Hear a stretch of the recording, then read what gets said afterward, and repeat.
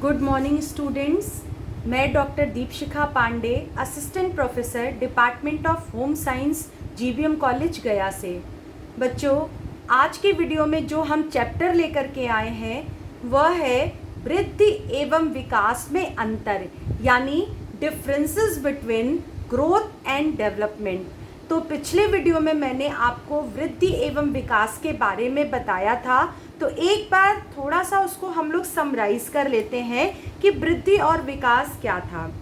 तो एक तरह से बच्चों कहें, वृद्धि और विकास जो है एक यूनिवर्सल यानी कि सार्वभौमिक प्रक्रिया या प्रोसेस है जो संसार के सारे जीवधारियों में पाई जाती है। यानी कि कोई भी ऐसा जीव नहीं होगा जिसमें वृद्धि और विकास ना हो, चाहे वो छोटे जीव हो, चाहे एक कोशिकीय जीव हो या विशालकाय जीव हो, पशु पक्षी हो, पेड़ पौधे हो, कीट पतंगे हो या मनुष्य हो, सभी में वृद्धि और विकास की प्रक्रिया क्या है, वो निरंतर चलती रहती है।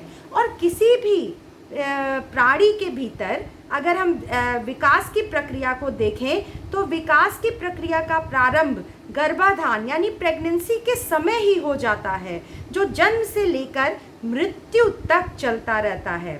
ठीक है, तो विकास के इस क्रम में क्या होता है, उतार चढ़ाव होता है।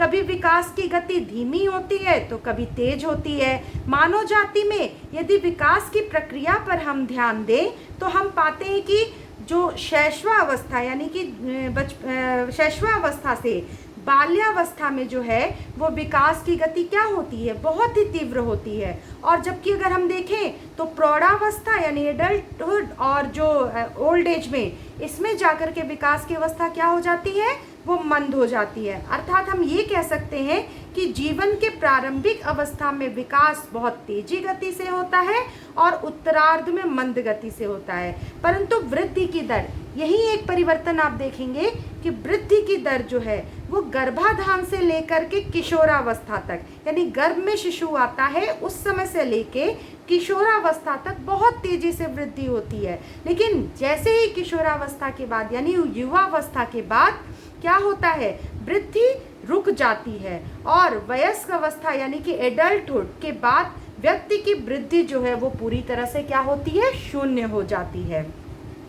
हम लोग क्या होता है जनरली जो है वृद्धि और विकास को एक दूसरे का ही पर्याय मानते, कभी हम किसी जगह वृद्धि बोल देते हैं, कभी विकास बोल देते हैं। लेकिन इनमें क्या होता है, एक बहुत बेसिक डिफरेंस होता है। ठीक है ना।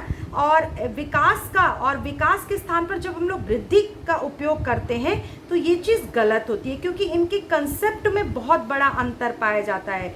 चूँकि ये दोनों साथ साथ चलते हैं।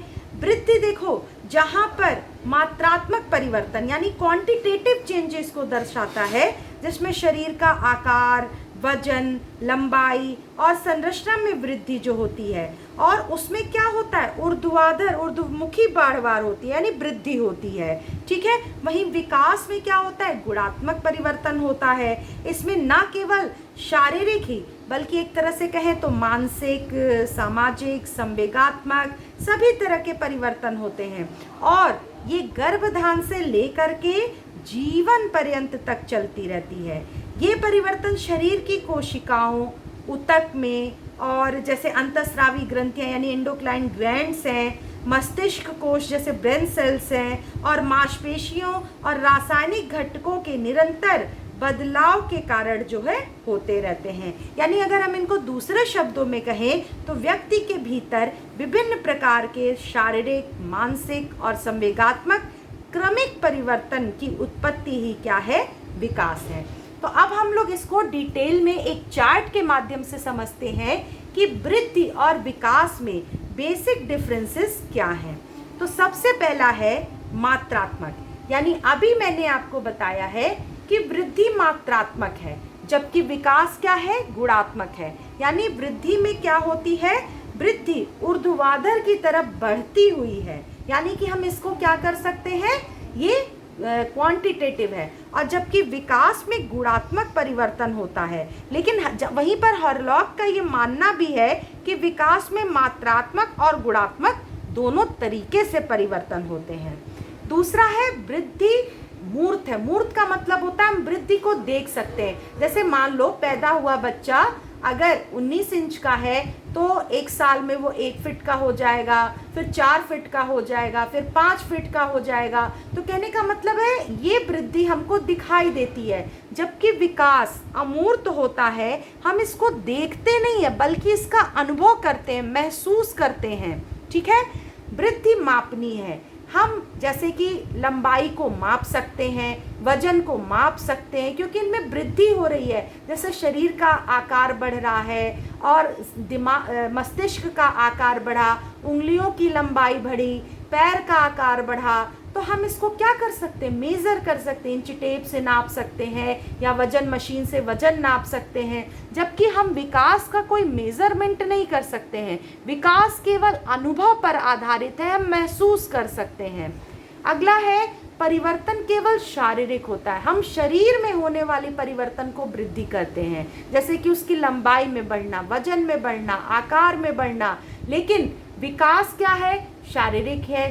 हम कहते हैं शरीर का विकास हो रहा है, वृद्धि हो रही है। मानसिक विकास है, यानी कि दिमाग जो सर है उसका विकास हो चुका है, मतलब उसके अंगों का विकास वृद्धि हो चुकी है, लेकिन विकास होना जरूरी है। विकास मतलब उसके मस्तिष्क के जो अंग है वो पूरी तरह से कार्य करने में सक्षम है कि नहीं, समाज में वह समाज के नियमों के अनुरूप व्यवहार कर रहा है कि नहीं, या अन्य जो भी संवेगात्मक भाषा जो भी विकास है वो उसको किस प्रकार से व्यक्त कर रहा है, किस तरह से प्रस्तुत कर रहा है, ये उसका विकास कहलाता है। वृद्धि बहुत ही संकीर्ण है, यानी कि ये गर्भावस्था से केवल कहाँ तक होगी, किशोरावस्था में। किशोरावस्था तक जाकर के वृद्धि रुक जाती है। तभी आप कहते हैं ना कि लंबाई बढ़ना है या जो भी पैर हाथ के अंगों का जो आकार बढ़ना है वो किशोरावस्था तक बढ़ जाता है। जबकि विकास जो है वो बहुत व्यापक शब्द है। इसका विकास जो है वो गर्भाधान से ले करके जीवन पर्यंत यानी वृद्धावस्था तक चलता रहता है, यानी कि हम इसके क्षेत्र को क्या कह सकते हैं, व्यापक कहते हैं। प्रारंभ, वृद्धि का प्रारंभ विकास के बाद होता है।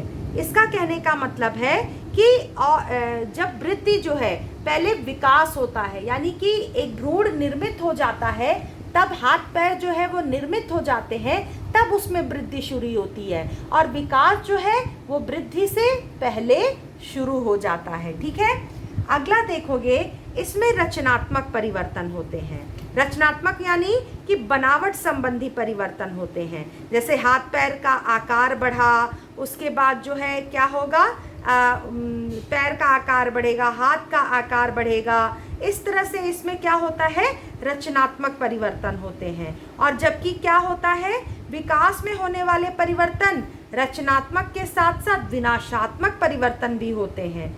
ठीक है ना, और उसमें उत्तरार्ध में होने वाले परिवर्तन विनाशात्मक परिवर्तन, डिस्ट्रक्टिव। जैसे मान लो किशोरावस्था तक विकास बहुत तेजी से हुआ है ना, लेकिन उसके बाद जो है विकास का क्रम धीरे धीरे यानी वृद्धि का क्रम धीरे धीरे क्या होता जाएगा, वो डिक्लाइन होता जाएगा। ठीक है, और वृद्धि का क्रम व्यक्ति को वृद्धावस्था तक ले जाता है, यानी कि जैसे जैसे वृद्धि होगी बाल क्या होंगे, पहले ग्रोइंग एज में क्या होगा, बाल बड़े होंगे, लंबे होंगे, घने होंगे, आंखों की रोशनी तेज होगी, आंखों का आकार, हाथ पैर, लंबाई, वजन सब बढ़ेगा। लेकिन हम विकास जो है हमें परिपक्व बनाता है, हम समाज के अनुरूप व्यवहार करते हैं, मस्तिष्क का प्रयोग करते हैं, किसी भी समस्याओं को समझने का प्रयास करते हैं, उससे निकलने का प्रयास करते हैं। यानी कहते हैं जैसे जैसे हम बड़े होते हैं, मैच्योर होते हैं, हमारे अंदर एक परिपक्वता आने लगती है, सिचुएशन को हैंडल करने आने लगता है, जो विकास को दर्शाता है। अगला है, वृद्धि में रचनात्मक परिवर्तन का बोध होता है। यानी कहने का मतलब है वृद्धि हमारी क्या है, वो मेजरमेंट होती है। ठीक है ना, मेजर हम कर सकते हैं। ठीक, और जबकि कार्यों में परिवर्तन का बोध होता है कि किस प्रकार से हमारे शरीर के सभी अंग किस प्रकार से काम कर रहे हैं। यानी कि जो हमारा विकास है, एक तरह से इसको समराइज अगर हम करें तो विकास जो है वो सतत चलने वाली प्रक्रिया है जो गर्भाधान से लेकर के मृत्यु तक चलती है। इसमें क्रमिक परिवर्तन की श्रृंखला होती है। विकास का क्षेत्र बहुत व्यापक होता है। इसकी संकल्पना बहुत विस्तृत होती है। इसका प्रारंभ वृद्धि से पहले हो जाता है। विकास से व्यक्ति में नई नई योग्यताएं और क्षमताएं विकसित होती हैं और विकास में गुणात्मक परिवर्तन होता है। जबकि अगर हम वृद्धि की बात करते हैं तो वृद्धि क्या है? वृद्धि को देख सकते हो, वृद्धि विकास का ही एक घटक है। ये मात्रात्मक है, मूर्त होता है जिसको हम देख सकते हैं, ये मेजरेबल है यानी माप सकते हैं। बूढ़ावस्था में वृद्धि की तीव्र गति होती है, फिर धीरे धीरे वृद्धि की गति जो है वो कम होने लगती है। शैशवावस्था एवं बाल्यावस्था में वृद्धि की दर बहुत तीव्र होती है। किशोरावस्था में वृद्धि की गति तीव्र होती है, फिर धीरे धीरे मंद होने लगती है। परिपक्वता अवस्था के बाद वृद्धि की गति शून्य हो जाती है और उसके बाद वृद्धि से शारीरिक एवं संरचनात्मक दोनों परिवर्तन होता है। आकार, वजन और लंबाई में वृद्धि होती है। वृद्धि आंतरिक एवं बाह्य अंगों में दोनों में होती है और जबकि वृद्धि में ऊर्ध्वाधर बढ़वार होती है। तुमने कोई मिल गया पिक्चर देखा है तो उसमें रोहित मेहरा है जिसका वजन, लंबाई, शरीर का आकार, दिमाग, मस्तिष्क का आकार, हाथ पैर का आकार, सब में वृद्धि होती है, लेकिन उसके मस्तिष्क में विकास नहीं होता। यानी मस्तिष्क को जो काम करना रहता है, जैसे उसके शरीर की वृद्धि तो 15-16 साल के बच्चों की हो गई है, यानी 20 साल के बच्चों की है, लेकिन उसके दिमाग का विकास, मस्तिष्क का विकास जो है वो केवल 10 साल के बच्चों का है। यानी कहने का मतलब है कि ये रचनात्मक है और ये गुणात्मक है। इसको हम देख नहीं सकते, इसको देख सकते, महसूस कर सकते हैं। ये केवल शारीरिक है, ये मानसिक, सामाजिक, संवेगात्मक दोनों तरफ से होता है। तो इस प्रकार हम कह सकते हैं कि वृद्धि और विकास में एक बहुत व्यापक अंतर होता है। कई बार हम वृद्धि और विकास को एक ही टर्म में यूज करते हैं जो कि गलत है। आशा करते हैं कि ये वृद्धि एवं विकास में अंतर आपको समझ में आया होगा। धन्यवाद।